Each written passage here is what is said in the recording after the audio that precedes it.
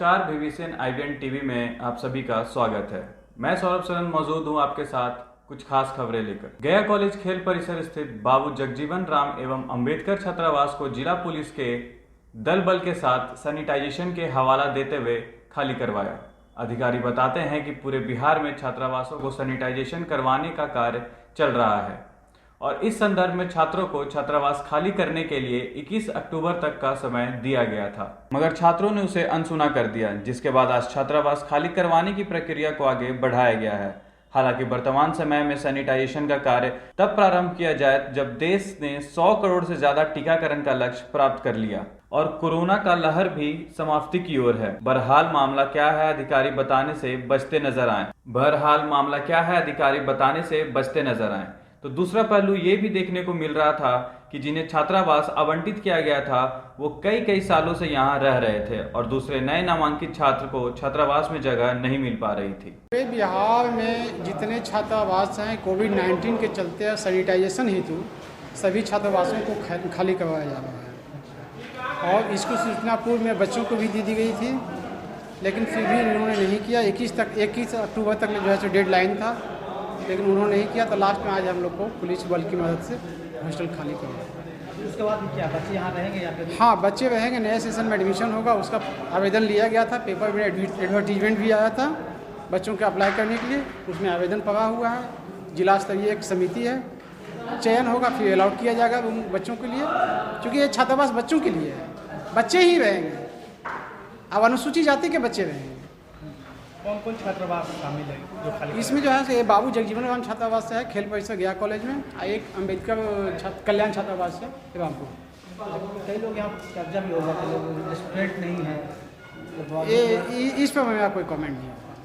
तो नए सेशन बच्चे को जाकर जी।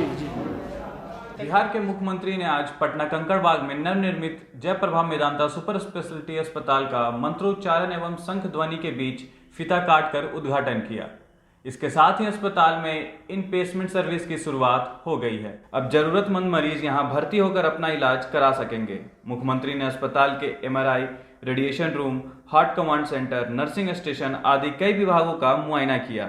मुख्यमंत्री ने बताया कि जयप्रभा अस्पताल खोलने की शुरुआत वर्ष 1989 में की गई थी, जिसमें लोकनायक जयप्रकाश नारायण की इच्छा थी कि पटना में कैंसर अस्पताल बिहार में हो। उसके बाद जब 2005 में NDA की सरकार बनी, विचार विमर्श कर सारी रूपरेखा तैयार की गई थी। साथ ही 2006 में अस्पताल का शिलान्यास भी कर दिया गया। ज्ञात हो कि पिछले वर्ष यहां OPD की सेवा शुरू कर दी गई थी और आज अस्पताल का उद्घाटन होने के साथ ही ये पूर्ण रूप से विधिवत संचालित होगा। आज जो जयप्रभा मेदांता अस्पताल का जो आज बाजाबता उद्घाटन हुआ है, इसके लिए हम सब लोगों को बहुत खुशी है और आप जानते हैं कि इसके लिए हम लोग कितना पहले से प्रयास किए। जयप्रभा अस्पताल जो कभी आप सोच लीजिए 79 में जिसकी शुरुआत की गई और JP की इच्छा जो थी, जब वो जीवित थे तभी उनकी इच्छा थी कि भाई कैंसर का इस बनना चाहिए अस्पताल, और उसमें शुरुआत हुई। आगे तो कुछ काम होता रहा लेकिन उतना नहीं। तो उसी समय जब हम लोगों को काम करने का मौका मिला है 2005 से, तो उसके बाद ही हम लोगों ने सोचा कुछ करें। इसके लिए काफ़ी विचार विमर्श करते हुए और अंततोगत्वा और न जाने कितने जो अस्पताल चलाते हैं उन लोगों के साथ कितनी बातचीत और सब कुछ, लेकिन कोई आके तैयार नहीं हुए। तो हमको तो खुशी है कि मेदांता हॉस्पिटल के अपना चलाने वाले ही तैयार हो गए, त्रेहान साहब। तो बड़ी अच्छी बात है कि यहाँ पर जब 2006 में इसका हम लोगों ने शिलान्यास किया और लास्ट ईयर तो आप जानते ही हैं कि एक हिस्सा का शुरू हुआ कि आउटडोर लोगों को, पेशेंट को देखेंगे। अब वो तो शुरुआत हुआ, लेकिन अब जो सबसे ज़्यादा हम लोगों की इच्छा थी कि पूरा का पूरा हॉस्पिटल शुरू हो जाए, तो ये बहुत अच्छा हुआ कि आज इन्होंने दिखा दिया, एक एक जगह पर देख लिए। अब एक ही चीज़ हमने इनको कहा है, वो है कि भाई कैंसर का जल्दी से जल्दी वो भी काम शुरू करा दीजिए, क्योंकि श्रद्धेय JP की इच्छा जो थी वो यही था कि कैंसर का अस्पताल होना चाहिए। तो यहाँ पर बाकी सब चीज़ तो कर दिए हैं, कैंसर वाला ही प्रोसेस में इनका है। तो हमने यही इनसे आग्रह किया है कि जल्दी से जल्दी कैंसर का भी विंग आप अपना तेजी से शुरू करा दीजिए, यही हम लोगों का है। लेकिन जो कुछ भी हमने देखा है बहुत अच्छा है, और जो पहले से इनके साथ जो बातचीत हुई है कि गरीब गुरबा तबके के लोग आएंगे तो 25% उसके लिए इंतजाम रखे हैं, और उनका जो ट्रीटमेंट है तो जो होता है नेशनल लेवल पर जो है तय, हाँ, तो उसी हिसाब से होगा यहाँ उनका ट्रीटमेंट, उतना ही पैसा लगेगा। तो ये सारी बात है। और हमारे जितने सरकारी कर्मचारी हैं उन सब लोगों के ट्रीटमेंट के लिए भी यहाँ पर से पहले ही से एग्रीमेंट है कि उनका भी जो ट्रीटमेंट होगा वो नॉर्मल रेट, मतलब इनका जो अपना रेट है उस पर नहीं बल्कि कम रेट पर होगा। तो सारी बात है और उस हिसाब से तो ये करेंगे ही। कन्नड़ फिल्मों के सबसे लोकप्रिय अभिनेता स्वर्गीय राजकुमार के पुत्र पुनीत राजकुमार की हृदय गति रुकने से दुखद रूप से मौत हो गई। ऐसा बताया जा रहा है कि जिम में ही उनके सीने में दर्द हुई, उसके बाद उन्हें तुरंत अस्पताल ले जाया गया। आप जानकर हैरान रह जाएंगे कि पुनीत राजकुमार 46 अनाथ आश्रम, 19 गौशाला और 16 वृद्धाश्रम चलाते थे। यही नहीं, इन्होंने प्रधानमंत्री राहत कोष में 50 लाख रुपए भी डोनेट किए थे। साथ ही हम आपको ये भी बता दें कि इन्होंने 1800 अनाथ बच्चों को भी गोद लिया था, जिनकी पढ़ाई का खर्च यही खुद उठाते थे।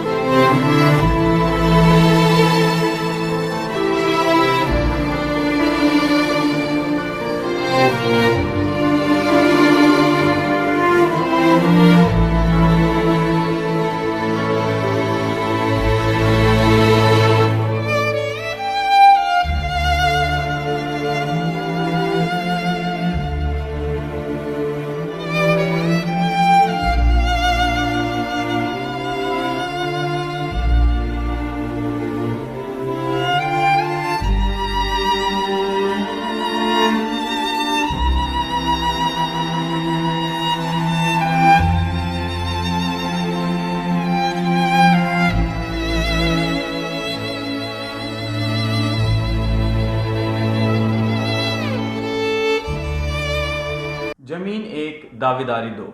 कई वर्षों से छिड़ी है दोनों के बीच संग्राम। पुलिस भी नहीं सुलझा पा रही है मामले को। 4 फौजी के पिता ने एसएसपी से एक बार फिर अपनी जमीन दिलाने के लिए मांग को लेकर पूरे कागजात के साथ एसएसपी कार्यालय पहुंचे, जहां पीड़ित के द्वारा अपने जमीन से संबंधित सारे दस्तावेज को एसएसपी को दिखलाया। दरअसल आपको बता दें कि बुनियादगंज थाना क्षेत्र के सोंधी गांव में 2 पक्षों के द्वारा एक जमीन को अपना कहने को लेकर वर्षों से संग्राम छिड़ा हुआ है। अगला पक्ष का भी मानना है कि यह जमीन उनका है और उन्होंने भी जमीन से संबंधित सारे कागजात को एसएसपी को दिखाया है। करीब वर्षों से आज हमारा 76 वर्ष उम्र हुआ। बाबूजी के मरला भी आज 32 वर्ष हो गया। हमारे पिता भी 68-69 साल में डेथ किए। ये 1934 में फजली जो फसली है ये कामन में लिया गया था हमको हुक्मनामा राज, और तब से तो आज तक के हम जोधपुर उसको आबाद करते आ रहे हैं। विगत 1598 को उस ज़मीन को फर्जी तरीक़ा से या पता नहीं कैसे भी हमारे विपक्षी उस ज़मीन को केवाला करा करके और 1598 को हमारे 2 परिवार को उसी ज़मीन पर हत्या कर दिया। कब्जा करने के दरमियान में केस चला, उस पर सभी अभियुक्तों को सज़ा मिली, लेकिन कब्जा मेरा बरकरार रहा। यहाँ कोर्ट में 45 चला, 45 में मेरा डिग्री हुआ। उनको फिर डिग्री को जो है सो जज के यहाँ से निरस्त करा दिया। उसके खिलाफ हम हाई कोर्ट गए हुए हैं। हाई कोर्ट में भी केस लंबित है, जिसका रेफरेंस भी हम आपको दे रहे हैं। वो जो है सो वहाँ से कोर्ट का जो है सो समूचा रेफरेंस मिला है।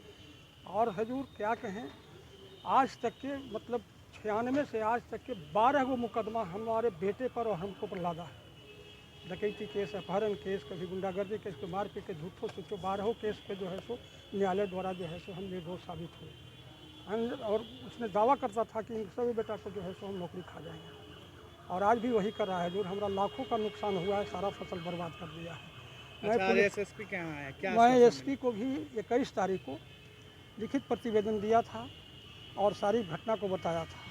लेकिन एसपी साहब ने आश्वासन दिया कि हाँ ठीक है, उन लोग पर FIR करने का हम नोटिस लिख दे रहे हैं, लेकिन ऐसा कुछ नहीं हुआ। और आज फिर पुनः हम एसपी साहब से यहाँ अपना फरियाद सुनाए हैं और सारी घटना का दिया और सारा कागजात का हिंदी अनुवाद करके दिया है इनको। पहले उर्दू में था, फारसी में था, जिसको थाना को भी 2-2 बार पेपर दिया मांगने पर, लेकिन कहीं इसमें कुछ नहीं बुझाता, उसको फेंक दिया। ये कोई कागज़ का जिक्र नहीं कर रहा है। आज हम उसको बड़ी मुश्किल से हिंदी करने वाले को खोज करके हिंदी में अनुवाद कर करके कहा, हुक्मनामा का, रसीद का, तो सारा रेफरेंस उसको हम इस कागज़ के साथ संकलन किए हैं। साहब को भी और थाना को भी दूँगा। थाना कार्रवाई कर रहा है कि नहीं? कुछ नहीं, अभी तक कोई कार्रवाई नहीं किया है। बुनियादगंज थाना। और बेटे किस चीज़ में काम? हमारे बेटे 5 गो फौज में हैं और सब सीमा पर है, समझ रहे हैं। और उनको छुट्टी समय से मिलता नहीं है, और जब छुट्टी आता है तो कोई ना कोई केस उन लोग पर कर देता है। इसलिए बेचारे घर तक आने के लिए उन लोग तरसता है। कितना जमीन था? वो 5 बीघा ज़मीन करीब है, 3 एकड़ 25 डिसमिल। सभी जमीन पर करते हैं कि हम ज़मीन पर तो सभी आज से नहीं, कच्चा कहा कि 76 वर्ष उम्र है, जब से हो समा तब से हम बाबूजी मर गए, हम ही लोग जोधपुर करके खा रहे हैं, और वही हमारा जीविका का साधन भी है। क्या नाम हो गया? हमारा नाम सत्यनारायण सिंह है, सोंधी गांव है, थाना बुनियादगंज, जिला गया। प्रकृति का संयोग, 2 महामानव का योग विषय पर कांग्रेस पार्टी के तत्वाधान में स्थानीय चौक स्थित इंदिरा गांधी प्रतिमा स्थल प्रांगण में कांग्रेस सेवादल बोर्ड कार्यालय में एक की जयंती एवं दूसरे की शहादत दिवस की पूर्व संध्या पर आयोजित किया गया। सर्वप्रथम भारत रत्न पूर्व प्रधानमंत्री स्वर्गीय इंदिरा गांधी एवं लौह पुरुष पूर्व गृह मंत्री स्वर्गीय सरदार वल्लभ भाई पटेल के चित्र पर माल्यार्पण किया गया। जनगोष्ठी की अध्यक्षता अखिल भारतीय कांग्रेस कमेटी के सदस्य सह क्षेत्रीय प्रवक्ता बिहार प्रदेश कांग्रेस कमेटी प्रोफेसर विजय कुमार मिट्ठू तथा संचालन बिहार प्रदेश कांग्रेस सेवा दल के महासचिव सह गया जिला प्रभारी अमरजीत कुमार ने किया। भाषण में प्रोफेसर विजय कुमार मिट्ठू ने कहा कि प्रकृति का महत् संयोग है कि 31 अक्टूबर को महान स्वतंत्रता सेनानी लौह पुरुष सरदार वल्लभ भाई पटेल की जयंती है, तो उसी दिन लौह महिला प्रियदर्शनी पूर्व प्रधानमंत्री इंदिरा गांधी का शहादत दिवस। देश में जब भी इन दोनों की चर्चा होती है, भारत की एकता अखंडता की शपथ जय घोष होने लगती है। प्रियदर्शनी पूर्व प्रधानमंत्री लौह महिला के नाम से विख्यात स्वर्गीय इंदिरा गांधी की शहादत दिवस एवं देश के महान स्वतंत्रता सेनानी पूर्व गृह मंत्री स्वर्गीय सरदार वल्लभ भाई पटेल जी की जयंती की पूर्व संध्या पर एक गोष्ठी का आयोजन किया गया।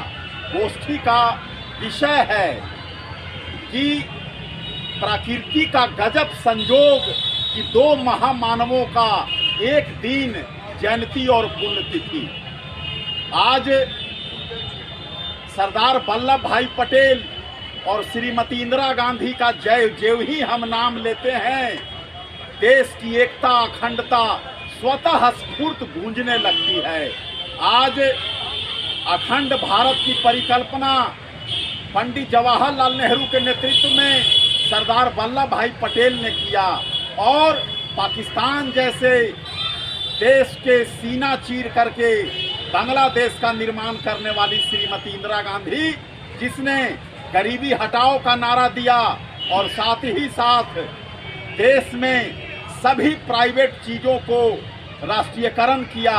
लेकिन आज सत्ता में बैठी हुई मोदी सरकार देश के सभी नवरत्न कंपनियों के रेलवे, प्लेन सभी चीजों बेचने पर उतारू है। इसलिए आज इन दोनों महामानव, एक की जयंती और एक की पुण्यतिथि के पूर्व संध्या पर हम कांग्रेस जन ये संकल्प दोहराते हैं कि इनके बताए रास्तों पर हम चलेंगे।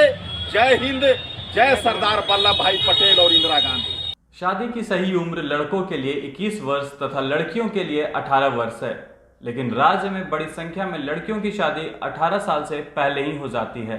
समय से पूर्व विवाह महिला के शारीरिक स्वास्थ्य को प्रभावित करता है। वहीं कम उम्र में शादी और परिवार नियोजन के बारे में भी जानकारी नहीं होने से परिवार पर आर्थिक बोझ भी बढ़ जाता है। जरूरत इस बात की है कि समाज में परिवार नियोजन से संबंधित झिझक को दूर किया जाए। प्रभारी civil surgeon doctor Firoz Ahmed ने शनिवार को बोधगया के एक निजी होटल में नव दंपतियों में परिवार नियोजन को लेकर आयोजित युवा कार्यक्रम उन्मुखीकरण के दौरान कही। उन्होंने कहा कि परिवार नियोजन को लेकर युवाओं को जागरूक होने की बहुत जरूरत है। विशेषकर नव दंपतियों को संतानोपति और परिवार नियोजन के विषय पर चर्चा करने में झिझक महसूस नहीं करनी चाहिए। उन्हें ये जानकारी होनी चाहिए कि विवाह के 2 साल के बाद पहली संतान तथा 2 संतानों के बीच 3 साल का अंतर हो। उन्होंने परिवार के सदस्यों को नव दंपतियों पर संतानोपति के लिए दबाव नहीं डालने और परिवार नियोजन के प्रति जागरूक होने की भी सलाह दी। खबरों का सिलसिला निरंतर जारी रहेगा। बने रहिए BBCN IVN TV के साथ। तब तक हमें और हमारे टीम को दे इजाजत। नमस्कार।